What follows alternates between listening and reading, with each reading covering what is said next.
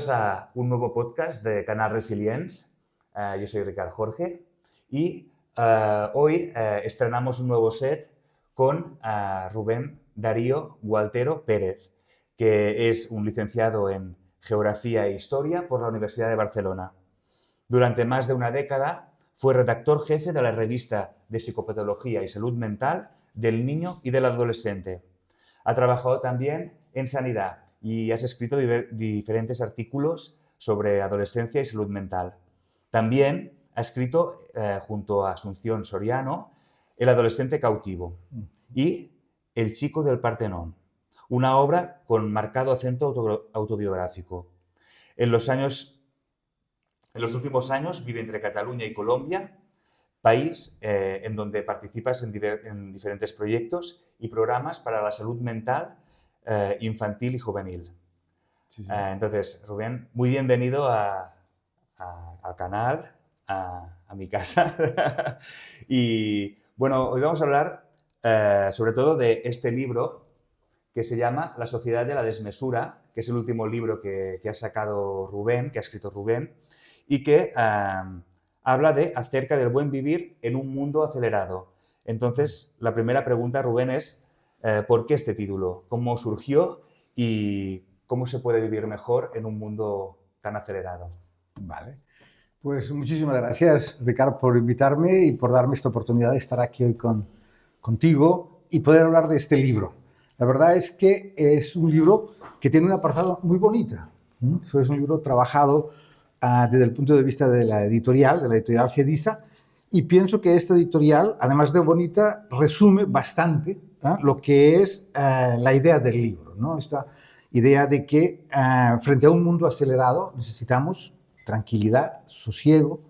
Es una invitación a la mesura, a compartir, a estar juntos, todos estos aspectos que de alguna manera se van trabajando a lo largo del libro.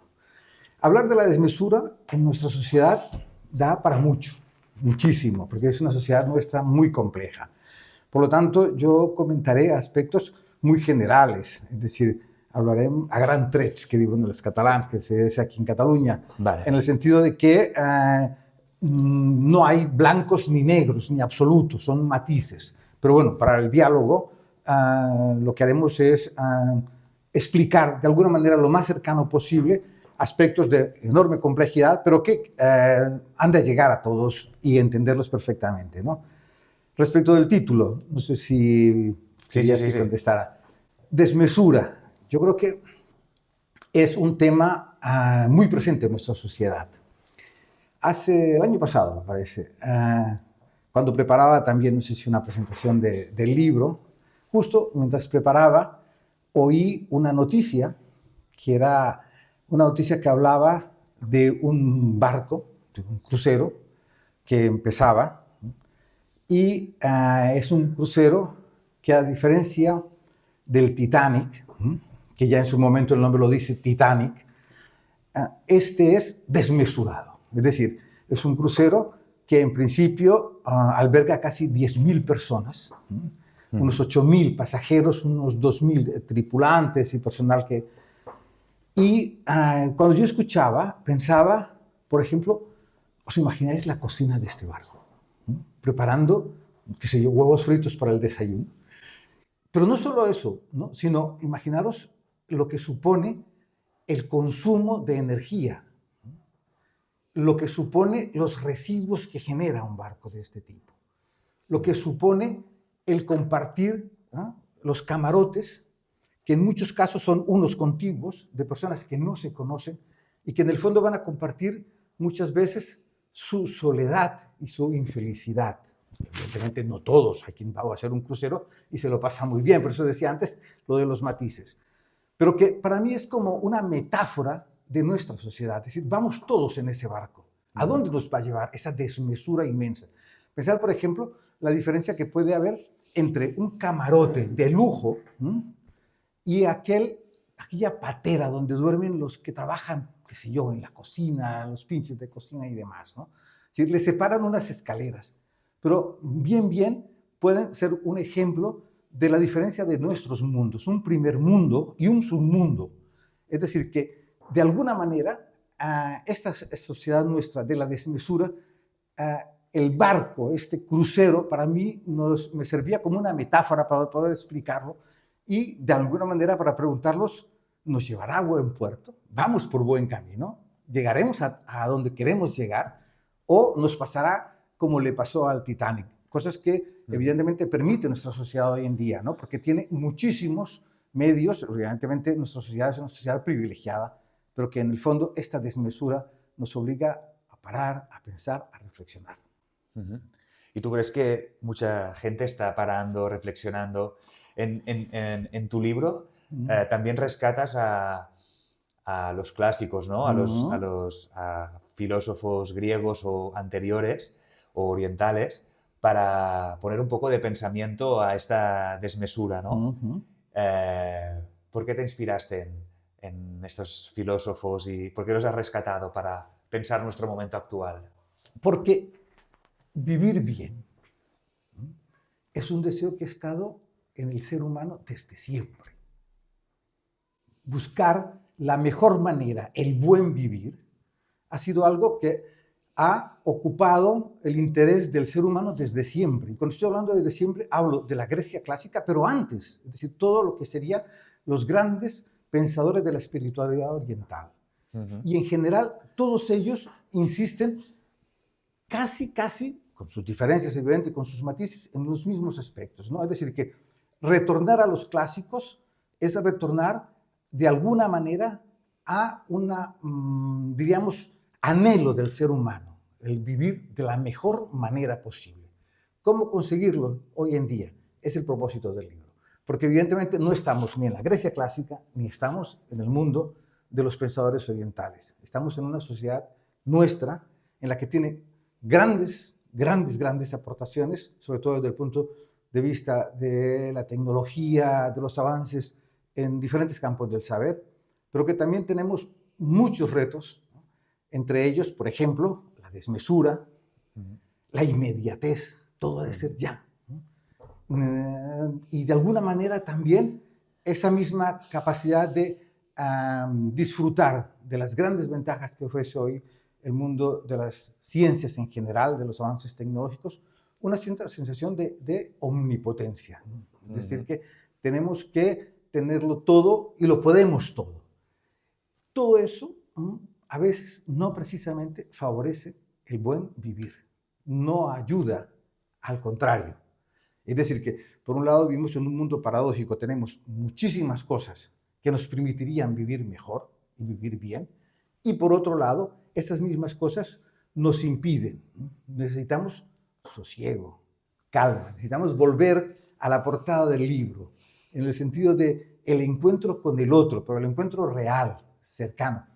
Es fabuloso, evidentemente, lo que nos puede permitir hoy las nuevas tecnologías, ¿no? El estar aquí y ahora en multitud de sitios, la inmediatez que permiten muchas cosas, por ejemplo, lo que estamos haciendo hoy, y el poder llegar a tantísima gente. Yo recuerdo, por ejemplo, que en mi primer viaje hace muchos años, ya tengo mis añitos, pero tampoco tantos, en el primer viaje, cuando escribía a mi familia, la carta tardaba un mes.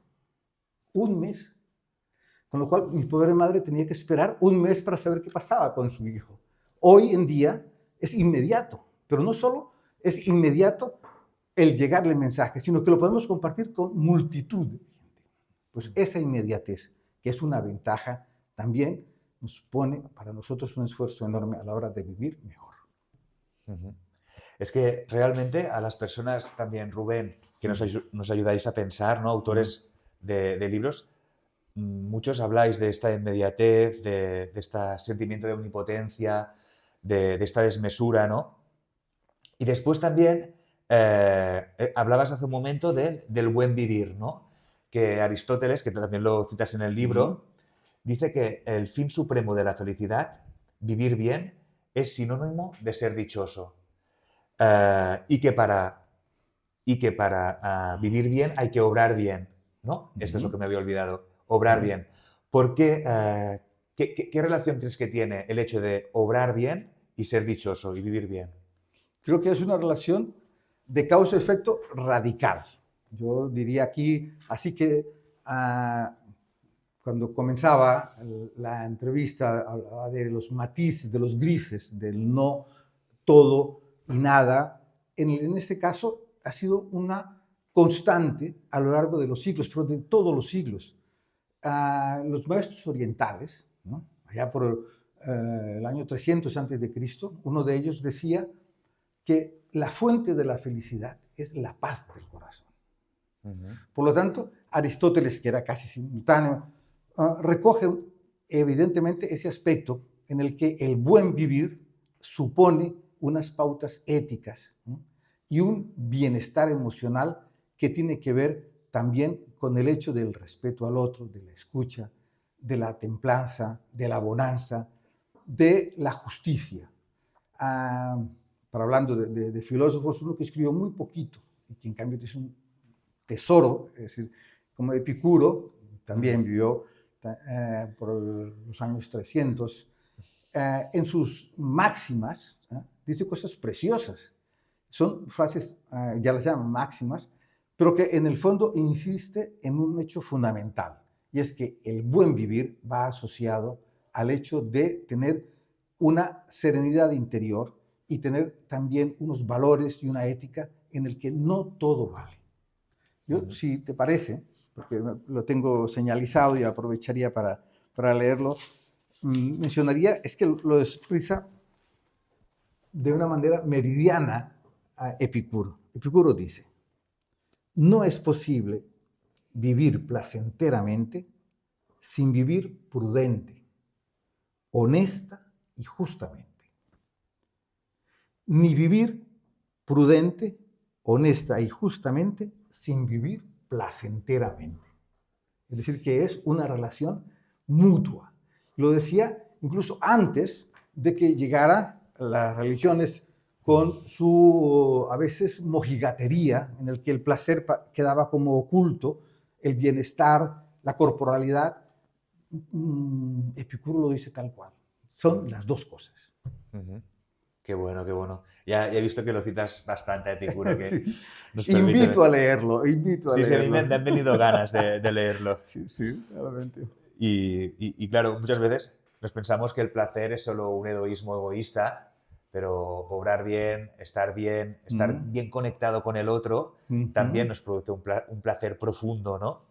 Claro, segurísimo. Entonces, también Rubén, desde el área básica de salud de Argentona, desde el CAP de Argentona, Centro de Atención Primaria, con Pilar Fouchet, estamos realizando un grupo grande abierto a la población donde la gente se encuentra para hablar del buen vivir. Se llama Ágora, Diálogos del Buen Vivir. También hemos recuperado un poquito esta idea de Aristóteles en que la gente se reunía, entre otras cosas, en el ágora pública para hablar de cómo vivir mejor y filosofar y dialogar, ¿no? Entonces, bueno, me gustaría preguntarte que cómo crees que el encuentro y la reflexión entre personas puede ayudar al buen vivir en un espacio público. ¿Crees que es importante que la sanidad pública, no sé, genere espacios parecidos? No solo es importante, es urgente, es muy necesario, porque volviendo a esos grandes aspectos, esas pinceladas de lo que constituye esta complejidad en la que vivimos, una de las cosas que también caracteriza nuestro mundo es la atomización. Vivimos aislados, atomizados. Pienso que en general ha habido un encerramiento, una vuelta, diríamos, a la privacidad, una pérdida del espacio público por muchas razones. Por ejemplo, alguien puede estar en casa trabajando online, perfectamente puede comunicarse con muchísimas personas sin salir de casa, incluso puede vivir dentro de casa perfectamente porque pide comida y se la traen a casa. Por la noche puede tener una plataforma y ver películas, es decir, que puede hacer su vida sin el otro, sin el encuentro con el otro. Por lo tanto, esos espacios que invitan a salir al encuentro me parecen fundamentales, porque no se trata solo de pensar en común, sino, como en el trabajo vuestro, en la propuesta vuestra, de pensar en el bien común. muchas veces, al ser una sociedad tan atomizada, estamos contigo, puerta con puerta, pero somos absolutamente desconocidos. La preocupación de uno y del otro se comparte poco. Antes había la plaza, había el encuentro. Hoy en día eso cuesta muchísimo. Yo creo que todavía en los países mediterráneos algo de eso perdura. En otras sociedades eso todavía es muchísimo más complicado. Por lo tanto, el trabajo que vosotros hacéis es fundamental. Es decir, que favorezca lo que serían las virtudes ciudadanas, el poder escuchar al otro y las preocupaciones del otro. Y ese encuentro con alguien real, en el que vamos a compartir no solo, lo que decía antes, el pensar, sino el pensar en común y pensar el bien común. Esto que nos puede favorecer a todos, que nos puede ayudar a todos.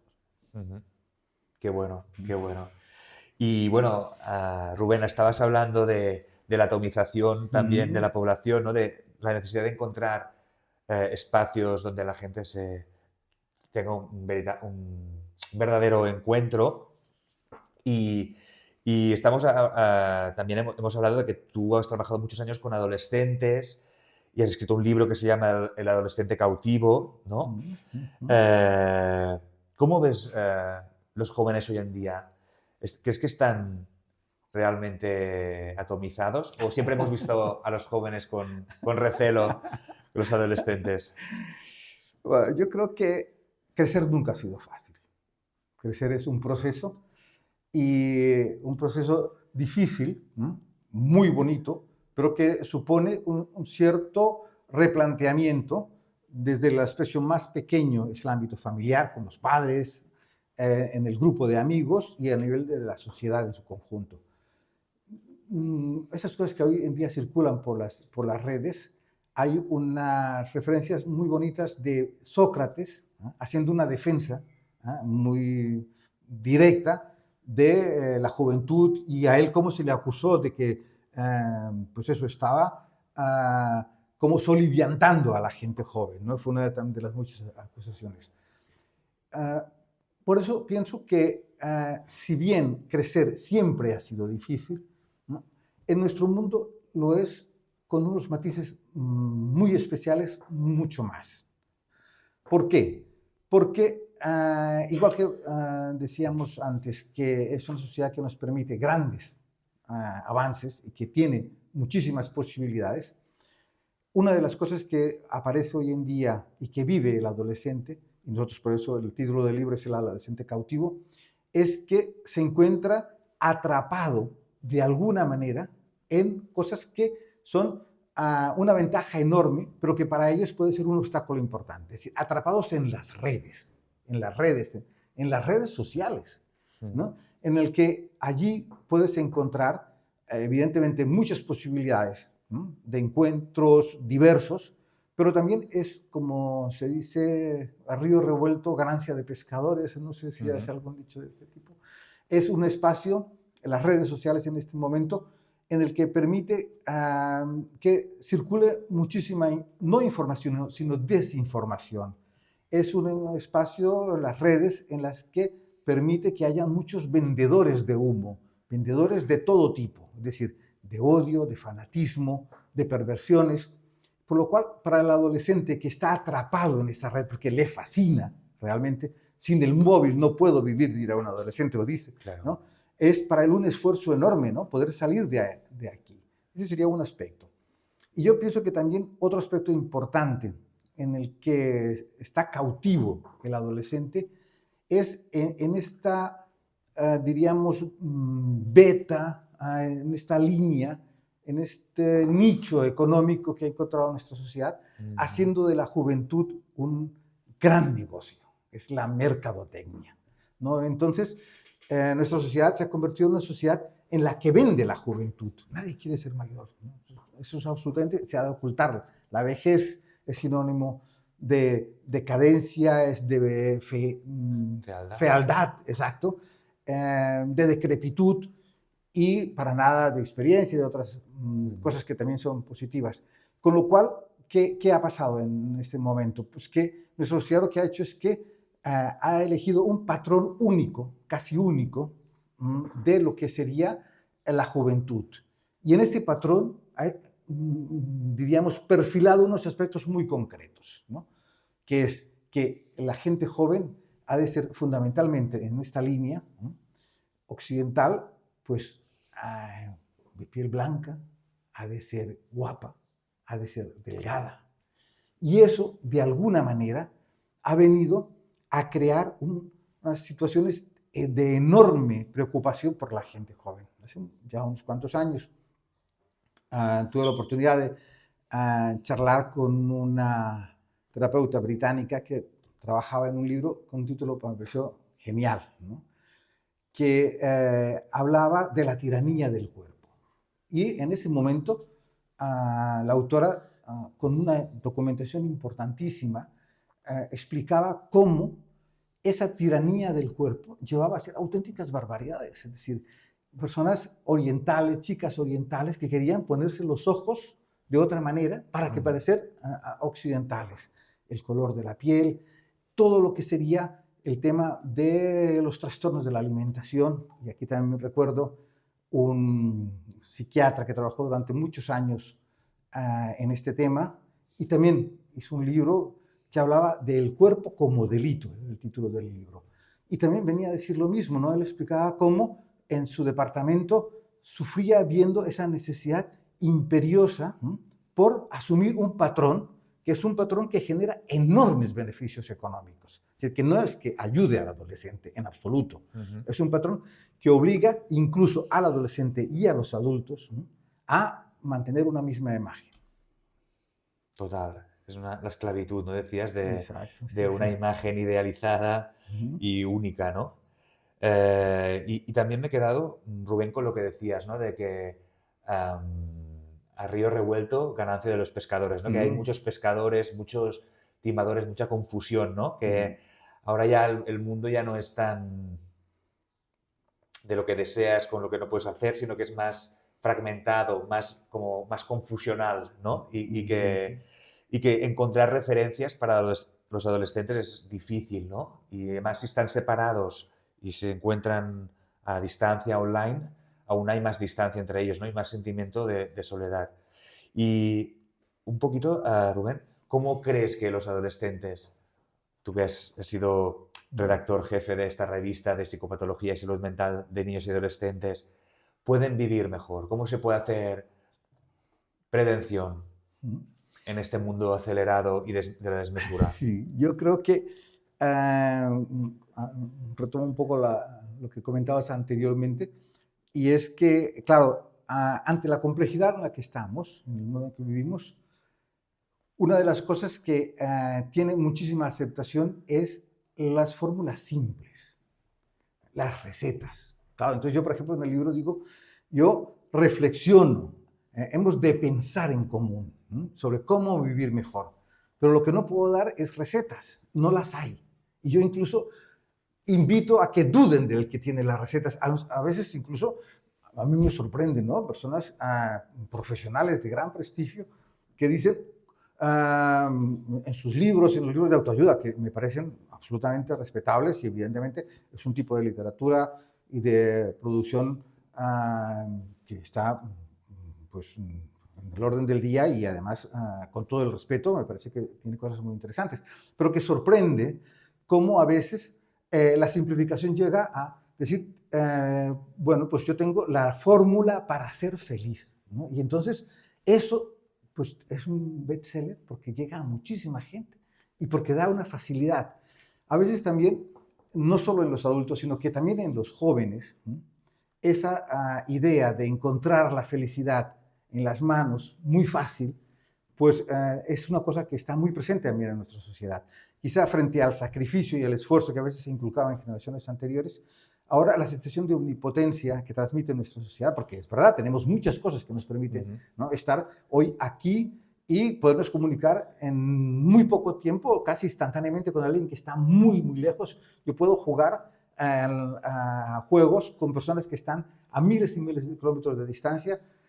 Todo eso favorece, de alguna manera, esa sensación de libertad, pero que, por otro lado, necesita, de alguna manera, un espacio mental en el que se pueda reflexionar, en el que haya un tiempo para la espera, un tiempo para la escucha. Y eso forma parte, yo creo que a través de la pedagogía y del encuentro en las aulas, pues se ha de ir recuperando ese espacio que muchas veces se queda un poco de lado, ¿no? Por el tema de las ofertas tecnológicas y de lo que decía antes, ¿no? De las redes sociales y todo el mundo que genera pues, la inmediatez, ¿no? Por ejemplo, en muchos casos, yo decía antes, crecer no es fácil. Para el adolescente el grupo es importantísimo. A veces las dificultades para encontrar y encontrarse con el otro, ¿no? Se obvian, ¿no? Desde la soledad de la habitación con la fantasía de que tengo miles de likes, miles de amigos. Miles de amigos, ¿qué amigos? ¿Dónde están? ¿No? Están en la red, están en la nube, pero en cambio lo que hay en el fondo es soledad, sufrimiento, necesidad y ganas de encontrarse con el otro. Evidentemente no está y cuesta y hay que hacer ese esfuerzo para llegar ahí. Y es también como aprendimos a medirnos, ¿no? En lo presencial, a confrontarnos, bueno, a crear la identidad, ¿no? Exacto. Bueno, también decirte con lo que decías, ¿no? Que a mí me ha gustado mucho tu libro, también porque transmite esta calma, este sosiego, esta mesura.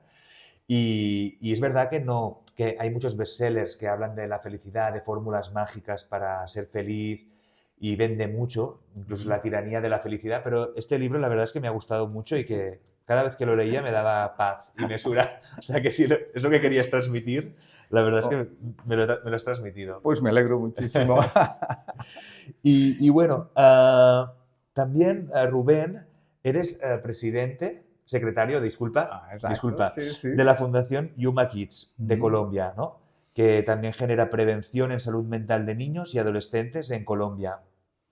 ¿Qué proyectos estáis llevando a cabo actualmente? Yuma Kids es una fundación que surgió aquí de profesionales colombianos, muy vinculados al mundo de la salud, médicos, psiquiatras, psicólogos, trabajadores sociales, que estamos aquí de Europa y que pues de alguna manera sentíamos la necesidad y la ilusión de llegar a nuestra tierra, una tierra que ha tenido durante muchísimos años un enfrentamiento y unas situaciones de sufrimiento muy grande que ha dejado unas secuelas enormes, unas heridas muy grandes, sobre todo en muchas generaciones de jóvenes. Y bueno, nos embarcamos en esa aventura, llevamos ya unos cuantos años. La propuesta es muy sencilla, es trabajar en el ámbito de la salud mental, sobre todo de la prevención y la promoción de la salud mental. Porque el presidente de la fundación, que es un psiquiatra, que es nuestro compañero Miguel Cárdenas, él siempre insiste y siempre dice, cuanto más pronto empecemos la prevención, mejor. Y si realmente las instituciones sanitarias de los países hicieran caso, hasta les saldría mucho más económico prevenir. ¿Por qué? Pues porque evidentemente eso va a evitar después toda una despesa sanitaria. Pero no lo dice mi compañero, pero lo dice las grandes instituciones como la Organización Mundial de la Salud. Por lo tanto, nosotros lo que estamos trabajando en este momento es fundamentalmente desde el punto de vista de la prevención y la promoción de la salud mental con los adolescentes, también con los niños, pero es un ámbito mucho más específico. Y trabajamos con los adolescentes sobre todo porque ellos están en los colegios y entonces tenemos diferentes propuestas muy específicas, algunas muy manualizadas, una concretamente que son talleres de salud mental, se replican en los institutos, en los colegios, sobre todo donde vamos es centros con muchísima necesidad en todos los sentidos, ¿no? Y allí se trabaja desde el punto de vista de la promoción de la salud mental, no solo con los talleres de salud, que es una propuesta que surgió a partir de un trabajo que se hizo hace unos años aquí en la Comunidad Económica Europea, y es una propuesta relativamente económica y con unos resultados yo creo que bastante elevados. Nosotros de momento no tenemos, diríamos, elementos empíricos, hemos hecho algunas propuestas concretas para trabajar resultados, pero la idea es la fundamental, la promoción y la prevención de la salud mental a través de los talleres, pero también a través del arte. Por lo tanto, hacemos talleres de fotografía, hacemos talleres de teatro, hacemos talleres que permitan que ese sea un espacio también en el que se trabaje aspectos muy relacionados con pues, el respeto al otro, la escucha, la paciencia, la discrepancia, todos estos aspectos que en la adolescencia son fundamentales y que desde el punto de vista del trabajo en clase, con el aula, porque trabajamos con los chicos que están en las aulas, pues es una forma, diría, fácil, pero además apasionante para ellos, ¿no? Qué bien. Sí, sí, la verdad es que, bueno, con Susana Solans también, la otra persona con quien llevamos el canal, también utilizamos el arte, el plástico, esto que tienes detrás sobre los adolescentes, el teatro para acercar, para pensar, como herramienta de conformación de las personas y de espíritu crítico, ¿no? O sea que estamos en sintonía en este sentido. Bueno, ya para yendo a acabando, y bueno, animamos a la gente a que se compre el libro, porque habla de muchos más temas y nos ayuda a pensar, y la verdad es que sienta bien pensar, que parece que no está tan de moda. Y puede ser un placer también pensar, ¿no? Evidentemente. Y entender y comprender un poquito más. Exacto. También, una aventura. Una aventura. Una aventura. Y entonces, siempre, Rubén, este canal se llama Canal Resilience y hablamos bueno, con vuestras aportaciones, con las nuevas comprensiones que aportáis las personas que entrevistamos, creemos que aumentan la resiliencia de las personas que nos escuchan en las diferentes etapas de la vida, ¿no? En los niños, adolescentes, gente mayor. Entonces, siempre preguntamos a nuestro invitado cómo definiría resiliencia. Pues es curioso porque nosotros, cuando empezamos a trabajar en mi tierra, con este tema de la promoción de la salud mental, una de las cosas que aparece rápidamente, sobre todo en los adolescentes, son situaciones y vivencias muy traumáticas, porque se han vivido realmente momentos muy complicados en muchos aspectos. Y por lo tanto, son adolescentes que tienen que seguir adelante y que nosotros, incluso en el libro sobre adolescencia, hablamos como es ese momento, la adolescencia, de una segunda oportunidad para vivir mejor, ¿no? Entonces, la resiliencia es esa posibilidad de salir adelante, esa posibilidad de poder empezar de nuevo, ¿no? De poder seguir caminando, de poder seguir avanzando a pesar de todo lo que ha pasado. Algunas veces hay situaciones muy traumáticas que difícilmente desaparecerán del todo, se mantendrán, pero no impedirán o evitarán, en muchos casos, no siempre, pero en algunos casos, que se puedan repetir y sobre todo que eso no sea un obstáculo para crecer y crecer de la mejor manera posible. En el encuentro con el otro, decimos nosotros, en el encuentro consigo mismo, en el encuentro con la naturaleza, y si en su ambiente son religiosos, pues con Dios también. Qué bueno, qué bien. Pues seguro que mejora mucho la calidad de vida de estos jóvenes y que hacéis una tarea admirable y obráis bien, ¿no? Para ellos y para ser felices y para que ellos sean felices. Y bueno, Rubén, pues ha sido un placer. Muchas gracias por venir. Y bueno, nos seguimos comunicando. Muy bien. Yo también, Ricardo, agradecerte esta oportunidad y también quisiera agradecer a muchos de los cooperantes que son profesionales, que aprovechan su tiempo libre, en muchos casos sus vacaciones de verano, el mes de agosto, para trabajar con nosotros en Colombia.